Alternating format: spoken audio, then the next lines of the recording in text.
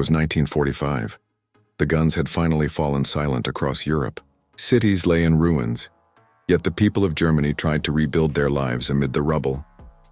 Then came the soldiers, not just any soldiers, but black soldiers of the Allied forces, marching into towns that had never seen them before. Their uniforms gleamed, their boots stirring dust and history alike. The townspeople watched silently, curiosity and skepticism mingling in the air. But it wasn't the soldiers' presence alone that would change everything. It was what the women of the town did next, an act of courage, defiance, and humanity that left the entire community in shock. The sun had barely risen over the shattered rooftops of the small German town. Smoke still lingered in the distance, drifting from burned-out buildings and ruins that bore silent witness to the horrors of the war. Streets were empty, save for a few cautious townspeople peering from behind cracked windows and shuttered doors. Then, in the distance, the rhythmic sound of boots on cobblestone broke the heavy silence. Allied soldiers were arriving. Not just any soldiers, black soldiers of the U.S. Army, marching proudly in crisp uniforms, rifles slung across their shoulders, and eyes hardened by years of battle yet softened by humanity. The townspeople stopped what little they were doing. Children clung to their mothers' skirts. Elderly men leaned on canes, unsure whether to step forward or retreat. Whispered conversation spread quickly. Who are they? What do they want? The soldiers moved with quiet discipline, not arrogance. They carried with them rations, medical supplies, and tools ready to assist in reconstruction. Their presence was a stark contrast to the destruction around them. Some of the younger townspeople couldn't help but stare, curiosity battling with deep-seated prejudice instilled over years of propaganda. Lieutenant James Carter, a battle-hardened yet compassionate officer, signaled to his men, "Keep formation. Move slow, make contact respectfully. We're here to help, not to provoke." The soldiers fanned out, carefully surveying the ruined streets. A young soldier named Private Thomas Daniels knelt to help an elderly woman lift a fallen cart. Another, Corporal Isaiah Brooks, handed blankets to a family huddled in a partially destroyed home. Every gesture, no matter how small, was met with wary eyes, a mixture of gratitude, suspicion, and awe.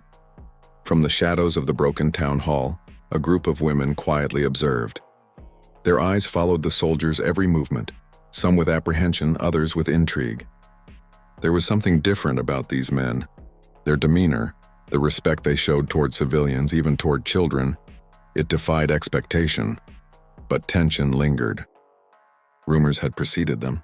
Stories of outsiders, strangers, and enemies still shaped the town's perception. Could they trust these soldiers? Could the war truly be over? The answer would come not from words, but from actions, almost small, deliberate, and profound, that would change the town forever. The town remained tense, its streets eerily quiet as the black soldiers moved carefully among the ruins.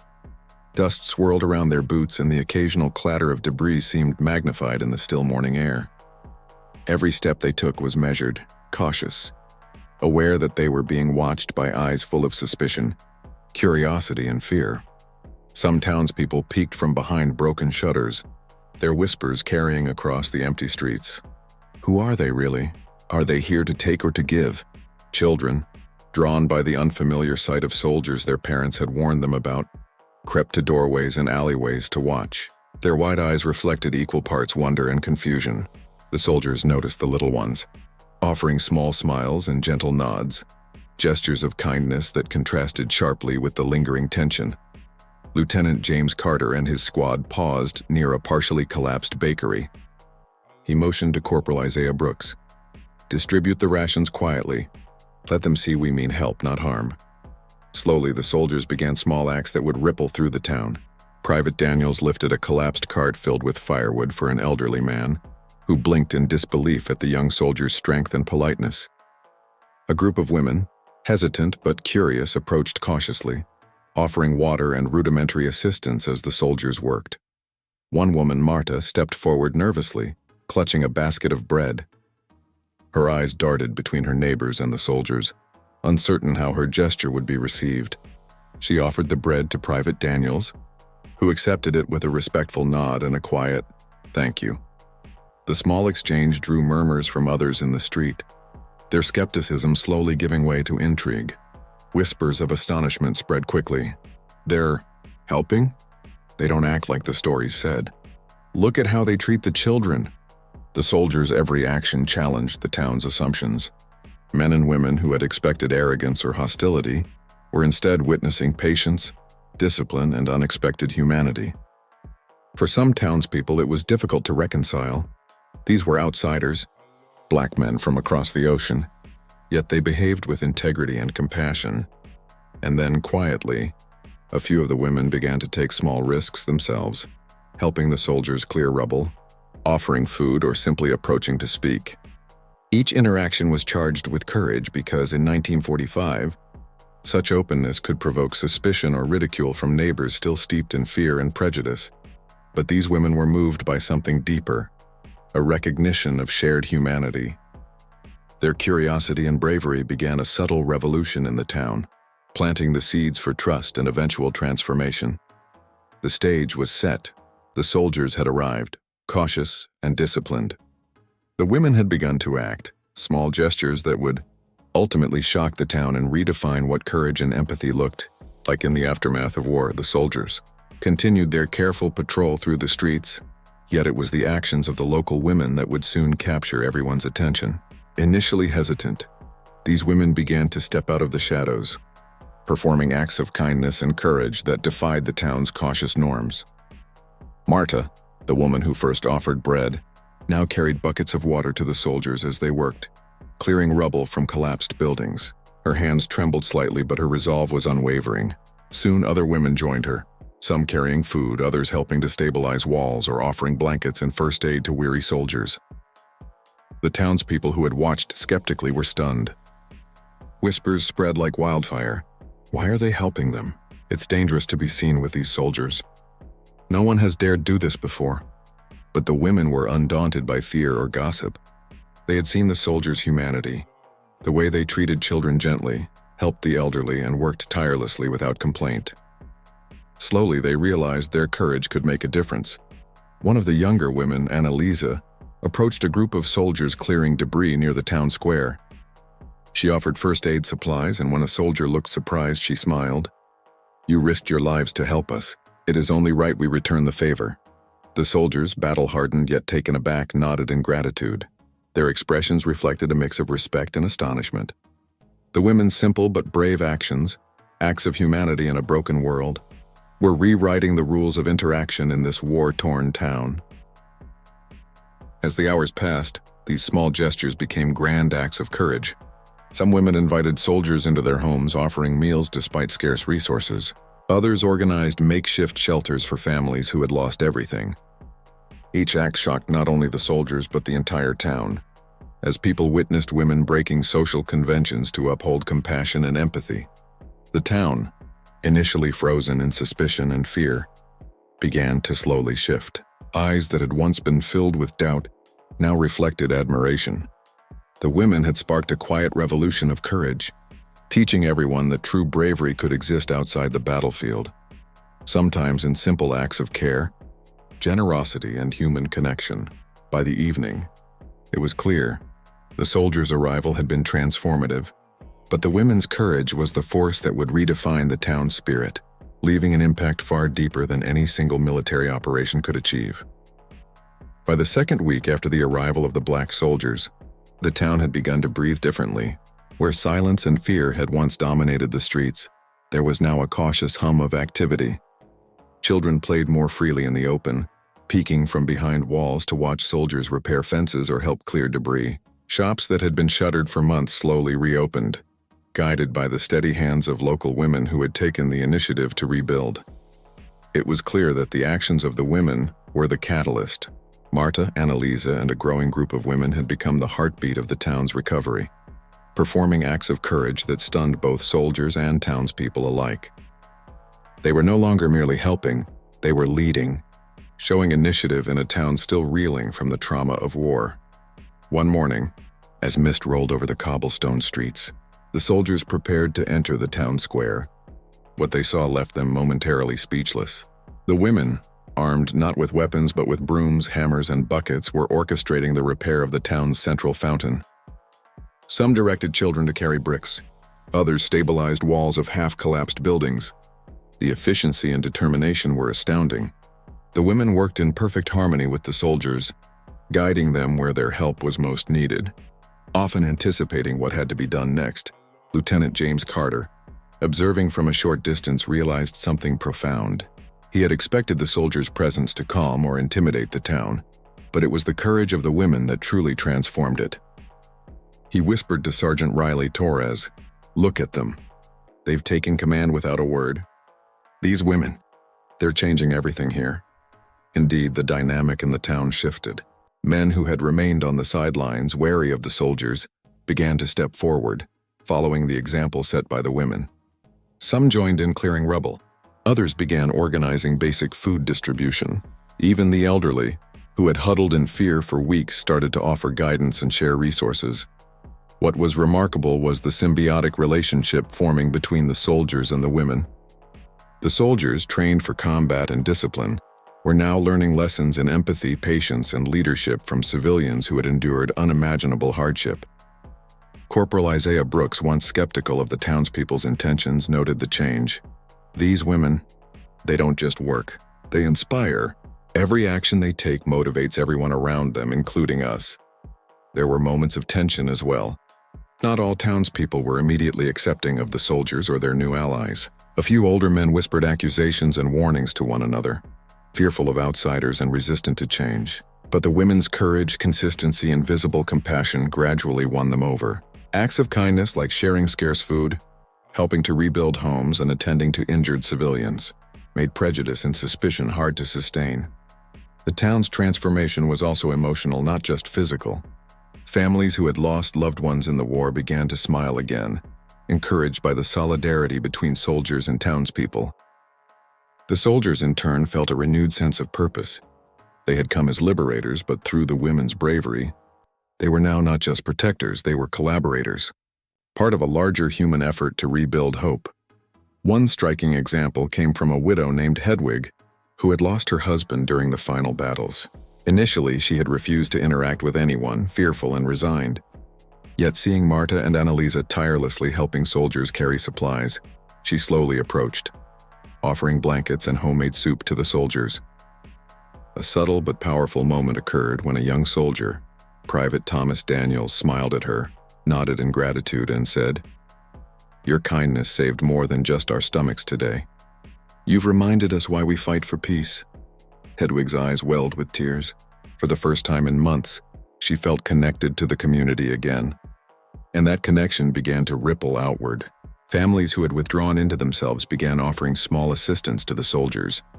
Children began playing with the soldiers' children from neighboring towns, and even the most skeptical townspeople started to see the soldiers not as strangers or intruders, but as partners in rebuilding a broken world. The psychological transformation of the town mirrored the physical one. Where fear had once paralyzed, courage and trust now flowed. Soldiers and civilians, men and women alike, began working side by side, sometimes laughing as they repaired roofs, sometimes silently reflecting on the shared trauma of war. The town square, once empty and lifeless, now became a stage for small acts of heroism and generosity, visible for everyone to see. Annalisa, recognizing the power of the example, organized small groups of women to lead evening sessions teaching basic hygiene and first aid to children and other townspeople. These gatherings, initially viewed with suspicion, became social hubs where people shared stories of the war, learned new skills, and began to rebuild a sense of community that had seemed impossible only weeks before. By mid-month, the town had evolved almost unrecognizably. Streets were cleared of debris, homes were repaired, and even a small market was operating, offering food and supplies once more. Soldiers and women worked side by side, sometimes stopping to play with children or teach them small skills in repair and self-reliance. The bond between them was undeniable. The culmination of the transformation occurred during the first proper town gathering in weeks. The mayor, who had initially doubted the soldiers' intentions and criticized the women for their bold interactions, now stood before a crowd of townspeople and soldiers alike. With a voice thick with emotion, he said, "We have learned that courage comes in many forms. The bravery of these women, alongside the dedication of the soldiers, has shown us what it truly means to rebuild not just homes, but hearts."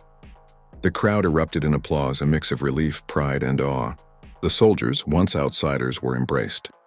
The women, once acting quietly behind the scenes, were recognized as true leaders and catalysts for change. Even those who had doubted them now bowed their heads in respect, understanding that the town's survival and renewal owed as much to the courage of the women as to the bravery of the soldiers.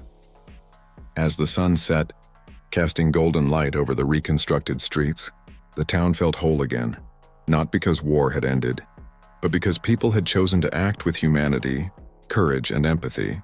The legacy of these days would endure for generations, a testament to the idea that true heroism extends beyond the battlefield and into the hearts of those who dare to lead with kindness. The town had transformed. The soldiers had arrived as liberators, but they would leave knowing that the women of the town had reshaped history in ways that bullets and guns never could. Their courage, their generosity, and their bold defiance of fear had inspired an entire community to believe in hope, trust, and the possibility of a better future. The war had ended, but its echoes lingered in every corner of the German town. Rubble still marked the streets, and scars of fear and loss were visible in the eyes of those who had survived. Yet something extraordinary had happened in the weeks following the arrival of the black soldiers. The town had changed, and its transformation would leave a legacy that far outlasted any uniform or battlefield victory. The women who had stepped forward, Marta, Annalisa, Hedwig, and countless others, were no longer quiet observers of life. Their courage had sparked hope and humanity where fear once ruled. Small acts, once seemingly insignificant, offering bread, carrying water, helping repair homes, had created ripples of trust and empathy that spread throughout the town. Through their bravery, they had taught a simple but profound lesson. True strength is not only measured by weapons or combat, but by the courage to act with compassion and defiance in the face of fear. The soldiers, too, had been changed. Lieutenant James Carter, a man hardened by years of war, often reflected on the weeks spent in the town.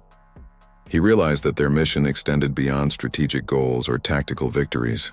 What mattered most was the connections they forged with civilians and the lessons they learned from unexpected allies. Corporal Isaiah Brooks summed it up succinctly one evening. "We came to liberate, but they taught us how to rebuild more than buildings. They taught us how to rebuild humanity." Children who once hid in fear now played freely in the streets alongside soldiers and townspeople alike. Their laughter, a sound almost foreign to the ruined town only weeks prior, became the heartbeat of renewed life. Schools, small shops, and community centers reopened, all under the guidance of the women who had refused to remain passive in the face of fear. The town's men, initially skeptical or resentful, gradually embraced this new reality. They learned that courage could take many forms: lifting debris alongside soldiers, assisting with food distribution, or simply allowing women to lead in ways that had once been considered unconventional. Respect replaced suspicion, admiration replaced doubt, and collaboration replaced isolation. Perhaps most remarkable was the way the soldiers were remembered, not as strangers or conquerors, but as partners in humanity, whose presence had been amplified and humanized by the bravery of the women. Their precision and discipline had saved lives, but it was the women's acts of compassion and initiative that had given the soldiers purpose beyond their orders. Years later, when stories of the town were recounted, the focus remained not solely on the war, but on the unlikely alliance forged in its aftermath. Children would hear tales of Marta offering bread to weary soldiers, Annalise organizing first aid workshops, and Hedwig daring to open her home to strangers in need. And always the moral resonated. Courage and heroism are not confined to the battlefield. They are found in every act that seeks to protect, uplift, and unify. Even the town itself seemed to carry the memory of those days. Streets once broken now thrived with commerce and community. Public spaces, repaired with both soldier and civilian hands, bore silent testimony to collaboration and trust. Statues or plaques were never needed. The story was alive in the lives of the people who continued to act with the bravery and compassion that had transformed their town. In the final moments of reflection, one could imagine the soldiers moving on to their next assignment, leaving behind a town forever changed. And yet, their influence endured, not only through military discipline or protection, but through the profound, human lessons imparted by the women. History often remembers battles, medals and victories, Lieutenant Carter would later write in his memoirs. But it is the courage to reach out, to trust, and to act with humanity that truly reshapes the world. That lesson came to me not from the battlefield, but from the women of a small German town, who dared to believe in kindness when fear ruled everything else, and so, the town's legacy endured, a living testament to the power of empathy, the courage to act, and the unbreakable bond forged when people, regardless of color or background, choose to protect and uplift one another. The soldiers came as liberators, but they left as witnesses to the extraordinary bravery of everyday heroes, whose actions echoed through time, teaching generations that true heroism often begins with compassion. As the sun set over the rebuilt town, golden light reflected on cobblestone streets now full of life, children's laughter, the hum of rebuilding, and the quiet smiles exchanged between neighbors, soldiers, and civilians alike, spoke louder than any monument ever could. The lesson was clear. True courage is universal, and humanity's strength is measured not only in victory, but in the willingness to extend hands, hearts, and hope to those in need.